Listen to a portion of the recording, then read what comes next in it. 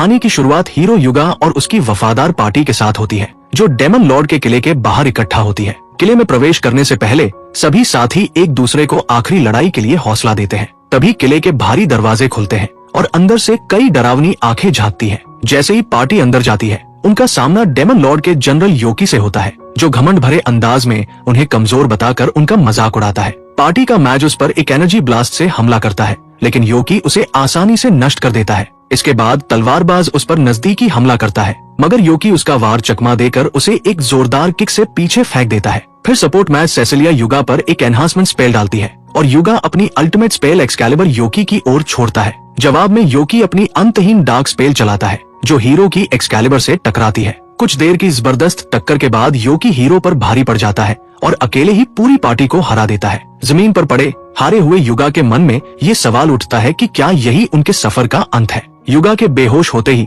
Yolky सभी गिरे हुए हीरोज को ठीक करना शुरू कर देता है। तभी उसकी नजर सपोर्ट मैच सेसिलिया पर पड़ती है, जो उसे बेहद सुंदर लगती है और वो उसकी खूबसूरती में खो जाता है। कुछ समय बाद वह सभी हीरोज को किले की एक जेल में ले जाता है। वहाँ उसके अधीनस्थ उससे पूछते हैं कि क्या उन्हें हीरोज को मार देना चाहिए। योकी उनकी अचानक मौजूदगी से चौंक जाता है और उसके सभी अधीनस्थ उसे बेहोश सेसिलिया को घूरने के लिए छेड़ने लगते हैं। आखिरकार योकी गहरी सांस लेकर उन्हें आदेश देता है कि हीरोज को किसी मानव गांव के पास छोड़ दिया जाए और मन ही मन अपने फरिश्ते जैसी क्रश को दर्द भरे दिल से अलविदा कहता है। एक महीने बाद डेमन लॉर्ड योकी को सीधे अपने कमरे में बुलाता है। वहाँ उसका दाया हाथ जाकियल योकी से पूछता है कि हीरोज उसे कितनी बार चुनौती दे चुके हैं। योकी बताता है कि वे अब तक 13 बार उसे चुनौती दे चुके हैं। ये सुनकर जाकियल कहता है कि हीरोज तो बस कुछ कमजोर लोग हैं जो कभी सबक नहीं सीखते। डेमन लॉर्ड सोचता है कि योकी ने अब तक हीरोज को मारा क्यों नहीं। इसके जवाब में योकी कहता है कि वे दयनीय हीरो उसके ध्यान के भी काबिल नहीं है। ये सुनकर डेमन लॉर्ड सुझाव देता है कि इस बार उसके अधीनस्थ ही हीरोज को खत्म कर दे।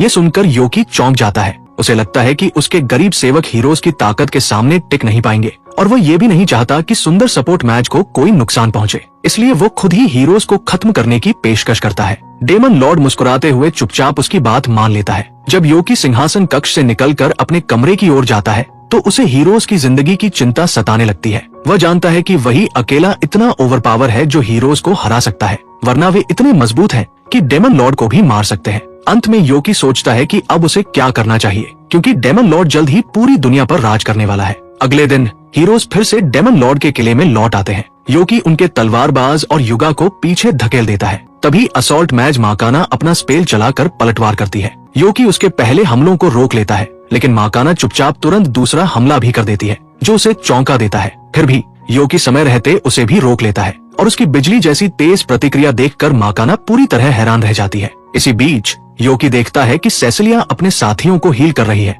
जिससे वो शर्माने लगता है। फिर वो जोर से हंसता है और हीरोज का मजाक उड़ाता है कि वे उसे हराने की बेकार कोशिश कर रहे हैं। फिर भी युगा हार मानने से इनकार करता है और उसे रोकने के लिए एक शक्तिशाली एक्सकैलिबर स्पेल चलाता है। दुर्भाग्य से योकी उस हमले से भी आसानी से बच जाता है और कहता है कि वे उसे कभी नहीं हरा सकते। युगा हार मानने से इनकार करते हुए कहता है कि अगर उन्हें बुरे डेमन लॉर्ड को हराना है, तो उनके पास आगे बढ़ते रहने के अलावा कोई और रास्ता नहीं है। ये सुनकर योकी अचानक सेसिलिया की ओर इशारा करता है और कहता है कि अगर वे उसे पीछे छोड़ दे तो वे आगे जा सकते हैं। युगा तुरंत मना कर देता है, लेकिन माकाना योकी की बात मानने का सुझाव देती है। वो कहती है कि ये शक्तिशाली डेमन जब चाहे उन्हें मार सकता है, इसलिए उन्हें उसकी दया स्वीकार कर अपनी असली मिशन पूरा करना चाहिए। युगा फिर भी अपनी प्यारी साथी को छोड़ने से इनकार करता है, लेकिन तभी सेसिलिया खुद बोलती है और कहती है कि वह पीछे रहने को तैयार है। अंत में युगा और पार्टी आगे बढ़ जाती है, ये वादा करते हुए कि वे डेमन लॉर्ड को हराने के बाद अपनी प्रिस्टेस को वापस लेने आएंगे।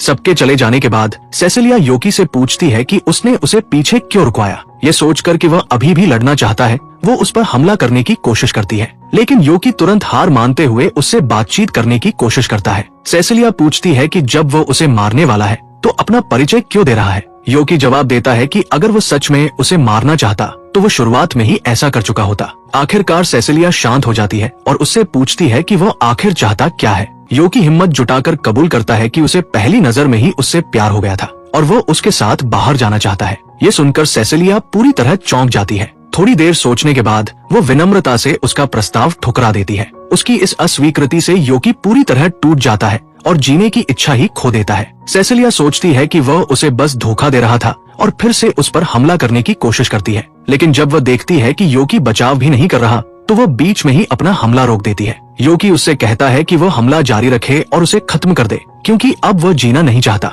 सेसिलिया को यकीन नहीं होता कि वह इतनी आसानी से हार मान रहा है। तब योकी उसे बताता है कि वह पूरी जिंदगी डेमन लॉर्ड के किले में कैद रहा है। उसे सिर्फ मानव गांवों को नष्ट करने के लिए बाहर जाने की इजाजत मिलती थी, जबकि वह कभी ऐसा नहीं करना चाहता था। सेसिलिया को यकीन नहीं होता और वह कहती है कि सभी डेमन बुरे होते हैं। योकी समझाता है कि भले ही वह देखने में डेमन जैसा है, लेकिन असल में वो किसी और दुनिया से पुनर्जन्म लेकर आया इंसान है। सेसिलिया और भी उलझन में पड़ जाती है। तब योकी बताता है कि वह एक इंसान है जो डेमन के शरीर में फंसा हुआ है। सेसिलिया समझ जाती है कि पुनर्जन्म लेने वाले इंसान के रूप में उसके पास जबरदस्त शक्तियां होंगी, इसलिए वह पूछती है कि उसने अब तक अकेले ही डेमन लॉर्ड को क्यों नहीं हराया। योकी बताता है कि अगर उसने डेमन लॉर्ड को हरा दिया तो वही डेमनों का अगला राजा बन जाएगा और तब उसे इंसानों के खिलाफ भयानक अत्याचार करने पड़ेंगे। खुद को बेबस महसूस करते हुए योकी ने सोच लिया था कि वो अपनी बाकी जिंदगी दुख में अकेले सड़ते हुए बिताएगा, लेकिन तभी उसकी मुलाकात सेसिलिया से हुई, जिसने उसे ये उम्मीद दी कि जिंदगी जीने लायक है।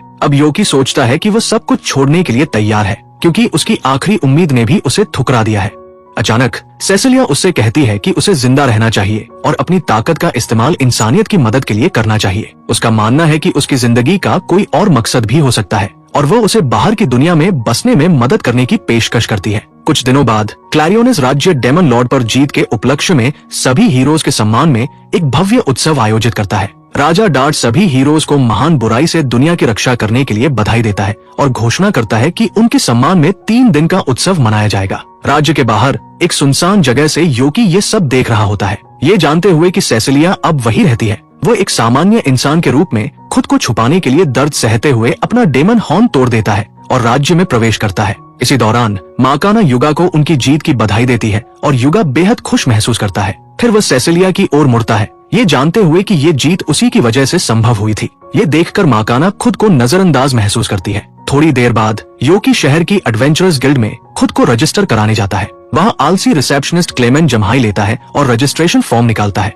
योकी के फॉर्म भरने के बाद क्लेमेन उसे एक गिल्ड कार्ड देता है और बताता है कि वह सबसे निचले F रैंक से शुरू करेगा, जो आगे चलकर S रैंक तक जाता है। वह समझाता है कि रैंक बढ़ाने के लिए योकी को मिशन पूरे करने होंगे और आमतौर पर किसी एडवेंचरर को E रैंक तक पहुंचने में पूरा 1 महीना लग जाता है। फिर वह योकी को कार्ड संभाल कर रखने की चेतावनी देता है और उसे शुभकामनाएं देता है। कार्ड मिलने के बाद योकी लगातार कई मिशन पूरे करता है और इतना पैसा कमा लेता है कि एक सराय में कमरा किराए पर ले सके। 1 हफ्ते बाद वो फिर से गिल्ड में जाता है, जहाँ सभी एडवेंचरर एक ऐसे उभरते हुए एडवेंचरर की चर्चा कर रहे होते हैं जो बेहद तेजी से रैंक बढ़ा रहा है। इसी बीच योकी क्लेमेन से और मिशन मांगता है, लेकिन वह आज किसी भी तरह का कागजी काम नहीं करना चाहता और गुस्से में आकर उसे पास बैठी सुंदर महिला से बात करने को कह देता है। लेकिन योकी मना कर देता है और कहता है कि उसे क्लेमेन के साथ समय बिताना ज्यादा अच्छा लगता है। इस पर क्लेमेन उससे उसकी असली पहचान के बारे में पूछता है, क्योंकि कोई भी सामान्य इंसान सिर्फ 1 हफ्ते में F से D रैंक तक नहीं पहुंच सकता। योकी अनजान बनने की कोशिश करता है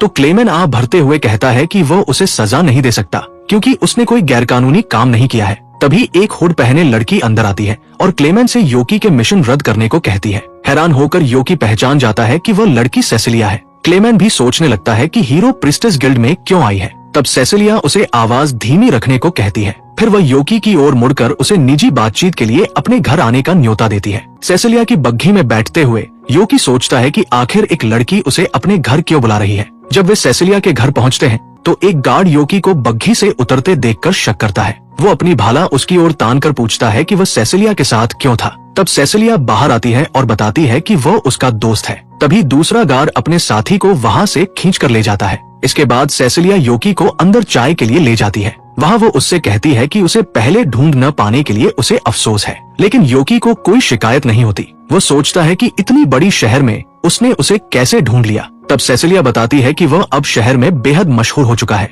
क्योंकि उसने इतने कम समय में D रैंक तक छलांग लगा ली थी। इसी वजह से वह उससे एडवेंचरर्स गिल्ड छोड़ने को कहती है, जिससे योकी पूरी तरह उलझन में पड़ जाता है। वह समझाती है कि युगा द्वारा डेमन लॉर्ड को हराने के बाद दूसरे देशों ने सत्ता हथियाने के लिए एक प्रॉक्सी युद्ध शुरू कर दिया है। वह बताती है कि युगा को पहले ही कई शासकों से प्रस्ताव मिलने लगे हैं, जिनमें महिलाएं, धन और वह सारी ताकत शामिल है जिसका वह सपना देख सकता है। योकी को युगा से जलन महसूस होती है, लेकिन वो ये भी समझ जाता है कि राष्ट्र उसे सिर्फ एक मोहरे की तरह इस्तेमाल करना चाहते हैं। सेसिलिया फिर बताती है कि योकी की असाधारण ताकत भी देशों का ध्यान खींचेगी, क्योंकि वो हीरो से भी ज्यादा शक्तिशाली है। उसे डर है कि योकी की ताकत का गलत इस्तेमाल करके दुनिया पर कब्जा किया जा सकता है। योकी उसकी चिंता समझता है, लेकिन वो उसे याद दिलाता है कि उसे भी अपने बिल भरने हैं। सेसिलिया उसे खुद काम पर रखने की पेशकश करती है, लेकिन मान लेती है कि उसके पास उतना पैसा नहीं है जो उसकी काबिलियत के बराबर हो। फिर वह उससे विनती करती है कि वह उसका प्रस्ताव स्वीकार कर ले। तभी योकी उसे अपना सिर उठाने को कहता है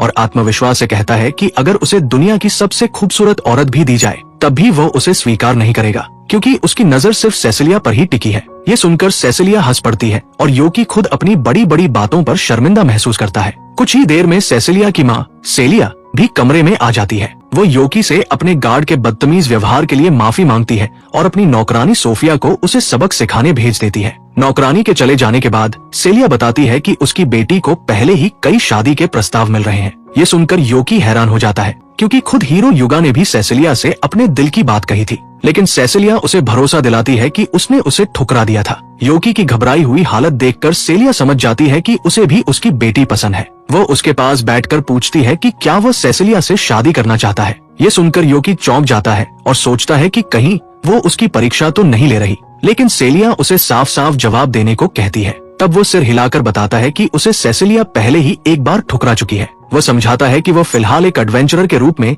एक स्थिर जिंदगी बनाने की कोशिश कर रहा है, ताकि भविष्य में दोबारा सेसिलिया को प्रपोज कर सके। सेलिया पूछती है कि क्या वो उसके उदार प्रस्ताव को ठुकरा रहा है। इस पर योकी कहता है कि वो हमेशा सेसिलिया की भावनाओं का सम्मान करेगा। अंत में सेलिया उसके व्यवहार से खुश हो जाती है और बताती है कि वो सिर्फ उसकी परीक्षा ले रही थी, क्योंकि वो अपनी बेटी की शादी किसी भी बेताब और लालची आदमी से नहीं कराना चाहती थी। वह योकी को स्वीकार कर लेती है और उसे भविष्य में उनके घर आने की इजाजत दे देती है। इसके बाद सेसिलिया योकी से कहती है कि शायद उसकी माँ को वो पसंद आ गया है। हालांकि योकी अभी भी उसकी माँ को लेकर थोड़ा असहज महसूस करता है, फिर भी वो उसे दिया गया मौका सराहता है। फिर वह सेसिलिया से पूछता है कि क्या वो उसे उसके पहले नाम से बुला सकता है। सेसिलिया सहमति में सिर हिलाती है और बदले में उसे भी उसके पहले नाम से बुलाती है। खुशी से भरकर योकी जोर से खुशी मनाता है, ये महसूस करते हुए कि वो अपनी पसंदीदा लड़की के एक कदम और करीब पहुंच गया है।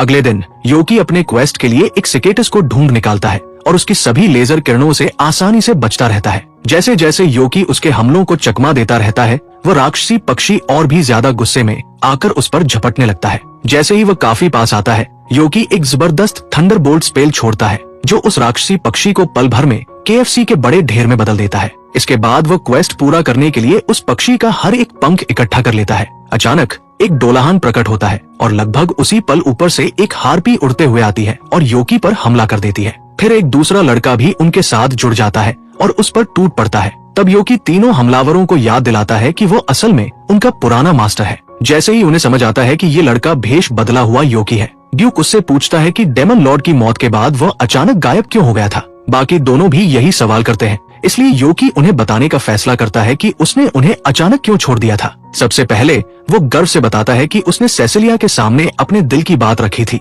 और उसे बिना एक पल सोचे ही ठुकरा दिया गया। फिर योकी ये भी बताता है कि वह अब एक इंसानी एडवेंचरर के रूप में जिंदगी जी रहा है। ये सुनकर तीनों डेमन पूरी तरह हैरान हो जाते हैं। तब योकी उनसे कहता है कि अब वे उसके बिना आजाद होकर अपनी जिंदगी जी सकते हैं, लेकिन कोई भी अपने मास्टर को छोड़ना नहीं चाहता और वे ये जानने को उत्सुक हो जाते हैं कि आखिर वो कौन सी लड़की है जिसके लिए उसने अपना पुराना पद छोड़ दिया। योकी सख्ती से उन्हें साथ आने से मना करता है और याद दिलाता है कि उन्हें भी इंसानों के बीच रहने के लिए बेहद सावधानी से भेष बदलना पड़ेगा। फिर भी उसकी इस चेतावनी से कोई भी हतोत्साहित नहीं होता और आखिरकार योकी उन्हें साथ चलने की अनुमति दे देता है। इसके बाद वो उन सभी के डेमन वाले लक्षण हटा देता है। जब सेसिलिया को पता चलता है कि योकी ने बेचारी हार्पी के सारे पंख उतार दिए हैं, तो वो तुरंत उसकी असंवेदनशील हरकतों के लिए उसे डांटने लगती है। योकी अपनी गलती मान लेता है और उससे माफी मांगता है। ये देखकर सभी डेमन मजे लेते हुए उसकी हालत पर हंसते हैं। फिर सेसिलिया सबको अपने घर के अंदर चाय पर ले जाती है। वहाँ वो ये देखकर हैरान होती है कि तीनों डेमन कितनी स्वाभाविक तरह से इंसानों का भेष बना चुके हैं।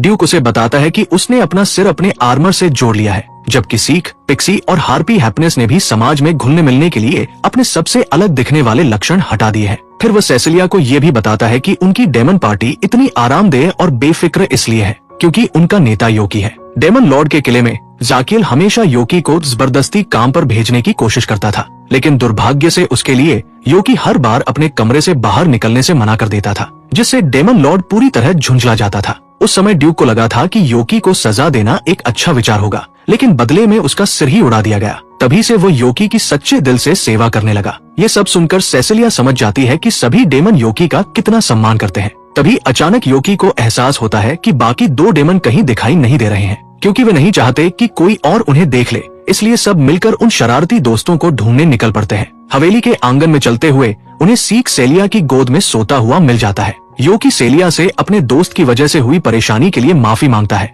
लेकिन वह उसे भरोसा दिलाती है कि उसे कोई दिक्कत नहीं हुई। वो बताती है कि सीक अकेले खेल रहा था, इसलिए वो उसके पीछे पीछे चल रही थी, लेकिन थोड़ी देर में वो थककर सो गया। योकी सिर हिलाता है और फिर पूछता है कि हैप्पीनेस कहाँ गई, क्योंकि वह भी सीक के साथ ही थी। ये सुनकर सेलिया बताती है कि सोफिया ने हैप्पीनेस को ढूंढ लिया है और पहले ही उसे एक अच्छी नौकरानी बनाने की ट्रेनिंग देने के लिए ले गई है। सभी बच्चे अंदर जाते हैं और सोफिया से पूछते हैं कि उसने उनकी मासूम दोस्त को क्यों उठा लिया। जब सोफिया को पता चलता है कि हैप्पीनेस योकी के साथ है, तो वो बताती है कि उसे एक नई नौकरानी चाहिए थी और उसने बस उसे ही समझ लिया। योकी भी सोफिया से माफी मांगता है कि उसने उसकी उम्मीदें बढ़ा दी और हैप्पीनेस से कहता है कि वो अपनी नौकरानी वाली वर्दी बदल ले, लेकिन किसी अजीब वजह से हैप्पीनेस उसे उतारने से मना कर देती है। वो सोफिया की ओर देखकर कहती है कि वह यह नौकरी ही रखना चाहती है। ये सुनकर सब लोग हैरान रह जाते हैं। इसके बाद सभी लोग हैप्पीनेस को उसकी नई नौकरी के लिए बधाई देते हैं। जब वे जाने की तैयारी करते हैं तो सेलिया डेमनो को जब भी चाहे घर आने का न्योता देती है और फिर चुपचाप योकी के पास आकर उसे बताती है कि सेसिलिया की जल्द ही छुट्टी आने वाली है,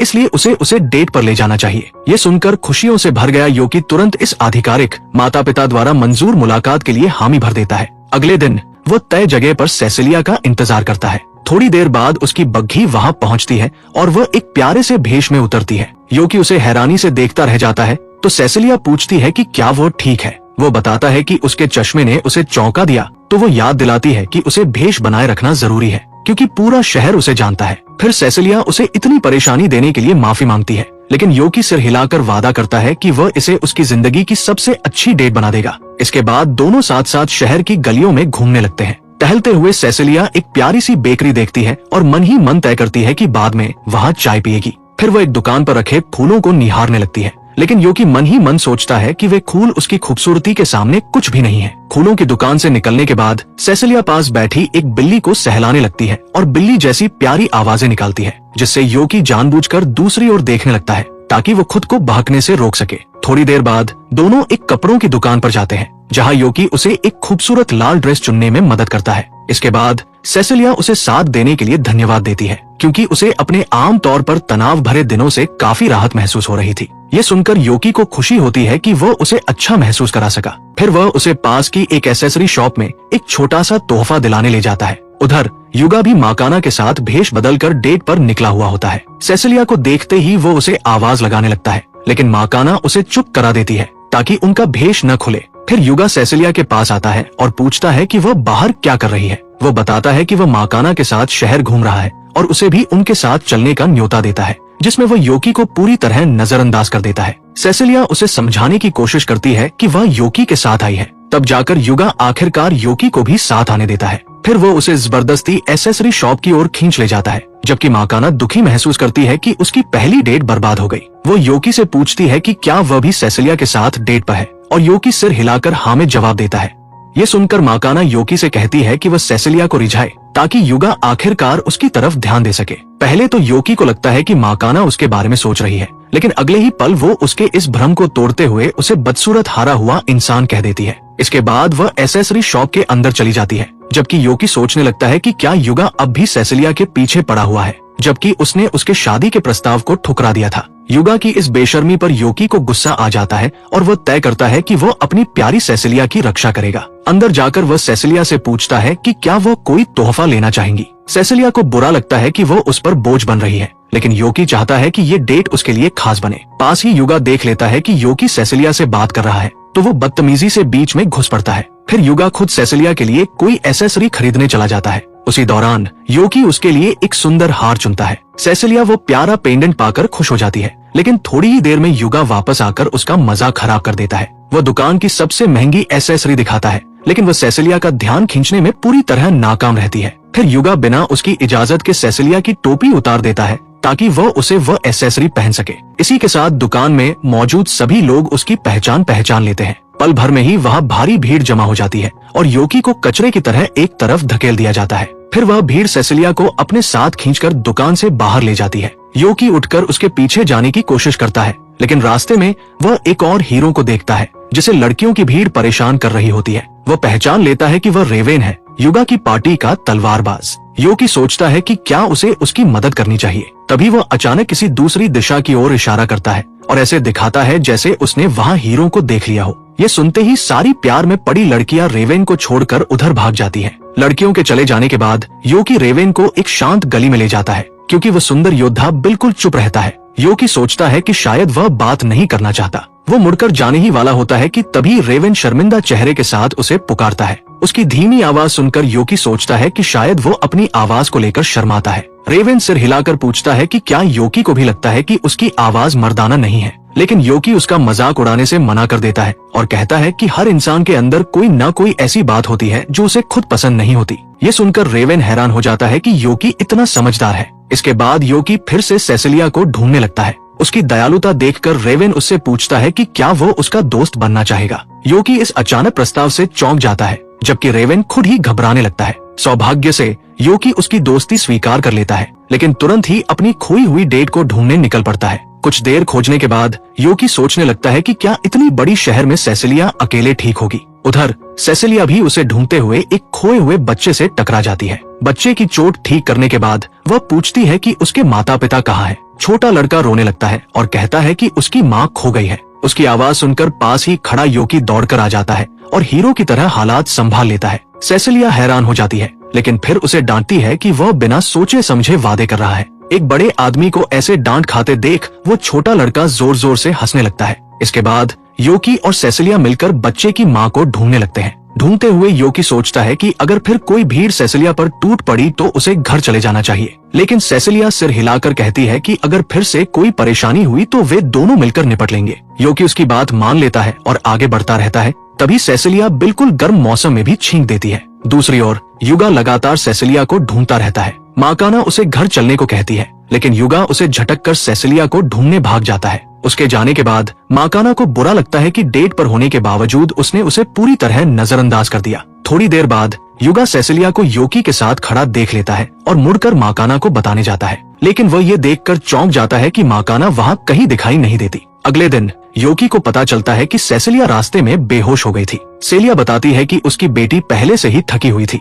और युगा की वजह से भीड़ से निपटते निपटते उसे जोरदार सर्दी लग गई। सेलिया ये भी बताती है कि युगा लगातार सेसिलिया के मामलों में जबरदस्ती घुस रहा था, इसलिए उसने सोफिया को उसे बाहर फेंकने भेज दिया। योकी ये सुनकर हैरान हो जाता है कि सोफिया इतनी आसानी से हीरो को फेंक सकती है, लेकिन सेलिया उसकी तारीफ करती है कि उसने उसकी बेटी का इतना ध्यान रखा। फिर वह योकी को सेसिलिया के कमरे में मिलने की इजाजत दे देती है। सोफिया उसे वहाँ ले जाती है। जब वह सेसिलिया के कमरे का दरवाजा खटखटाती है तो सेसिलिया शर्मिंदा हो जाती है, क्योंकि वो नहीं चाहती कि योकी उसका कमरा देखे। सोफिया उसे भरोसा दिलाती है कि उसने उसका टेडी बियर छुपा दिया है, जिससे उसकी सारी इमेज खराब हो सकती थी। फिर योकी अंदर आता है, एक लड़की के कमरे में होने की वजह से घबराया हुआ। वहाँ वो सेसिलिया को बिस्तर पर लेटी हुई पाता है और उसके पास बैठकर बात करता है। योकी सोचता है कि उसकी वजह से ही वो बीमार पड़ी, क्योंकि वो उसे इतनी जगह घुमाता रहा। हालांकि सेसिलिया को कोई शिकायत नहीं होती, लेकिन वो मजाक में कहती है कि अब उसे अगली बार और भी बेहतर डेट पर ले जाकर उसकी भरपाई करनी होगी। ये सुनकर योकी जोश में आ जाता है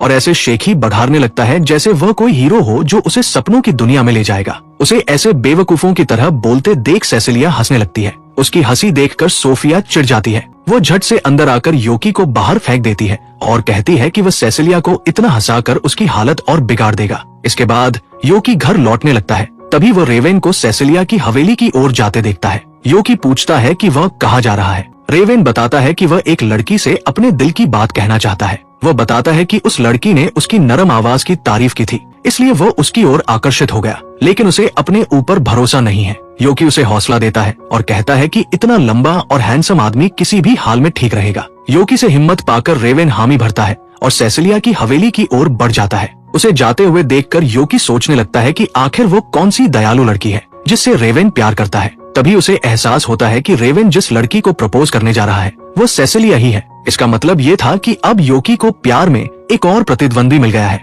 यही था दूसरा एपिसोड। अगला हिस्सा मिस न करने के लिए सब्सक्राइब करें और अगला वीडियो जरूर देखें।